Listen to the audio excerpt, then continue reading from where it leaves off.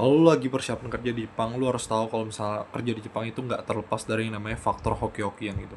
Jadi entah lu nanti bakal dapetin perusahaan yang lingkungan kerjanya bagus, atau mungkin kayak dari segi atasannya juga bagus, atau itu bakal sebaliknya bikin lu gak nyaman, dan ibaratnya lu bakal pengen ngerasa keluar dari perusahaan tersebut gitu. Meskipun dari segi gaji oke, dari segi mungkin fasilitas oke, tapi kalau misalnya dari segi buat bisa lu ngejalanin kerjaannya itu lu gak nyaman, lu jujur bakal kayak ada rasa pengen buat cabut dari sana gitu. Meskipun kontraknya misalnya udah terlanjur 3 tahun gitu, udah terlanjur 5 tahun, tapi gara-gara temen-temen yang emang gak suportif, terus misalnya ada politik lah segala macem, ada drama banyak, itu bakal bisa ngeganggu kedamaian diri lu, dan emang bener-bener gak bakal bisa jalan dengan sangat amat bagus itu. Jadi gue sangat menyarankan kalau misalnya lu pengen ngambil kontrak, itu jangan langsung kayak ngambil 3 tahun gitu. Idealnya tuh lu ambil 1 tahun. Jadi kalau misalnya lu udah cocok, mungkin emang pengen perpanjang lagi, ya lu bisa perpanjang lagi gitu. Tapi kalau misalnya disuruh langsung dipaksa 3 tahun, 5 tahun, lu harus skeptis karena itu bisa aja ada sesuatu yang buruk. Bisa aja itu misalnya black company gitu. Lu harus hati-hati. Karena itu emang pernah kejadian sama gua, dan emang LPK-nya bajingan aja. Jadi nanti ada skema yang namanya si perusahaan user nih bakal ngambilin duit yang emang seharusnya kita dapetin. Misalnya kayak gajinya tuh 25 juta sebulan, tapi dipotong jadi cuma 21 juta sebulan. Itu nanti 4 jutanya setiap bulannya, setiap muridnya bakal dibagi antara si user sama si LPK-nya gitu. Jadi itu bakal jadi mesin pencetak duit yang sangat amat banyak sekali gitu buat mereka. Dan itu konsisten selama berbulan-bulan gitu.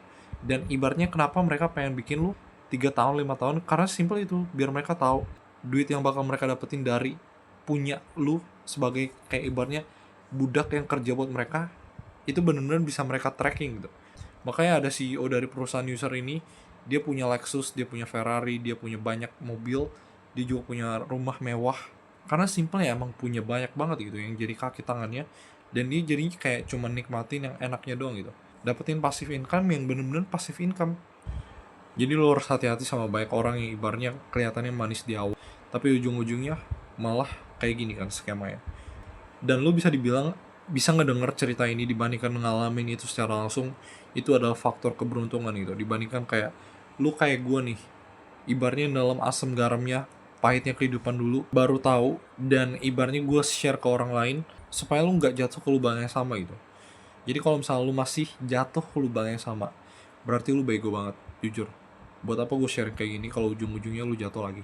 Dan ini disclaimer, gue bukannya pengen menyamaratakan semua LPK tuh bajingan, semua perusahaan user itu bajingan, enggak. Tapi kemarin itu ada oknum, dan emang kejadian kayak gitu. Dan gue berharap lu bisa lebih skeptis lagi, lu bisa kayak lebih ibaratnya critical thinkingnya tuh dipakai gitu.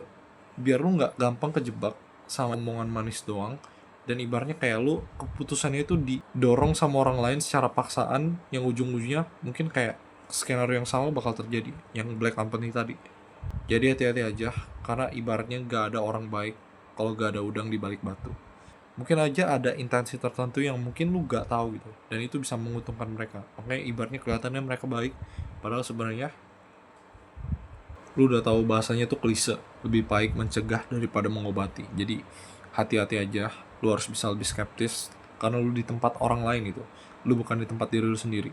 Ibaratnya di tempat diri lu sendiri aja lu mungkin bisa kayak ada maling segala macam di daerah lu gitu, apalagi misalnya di luar sana gitu, ada maling yang ibaratnya lebih pintar lagi, mereka kayak ibaratnya jadi serigala berbulu domba gitu.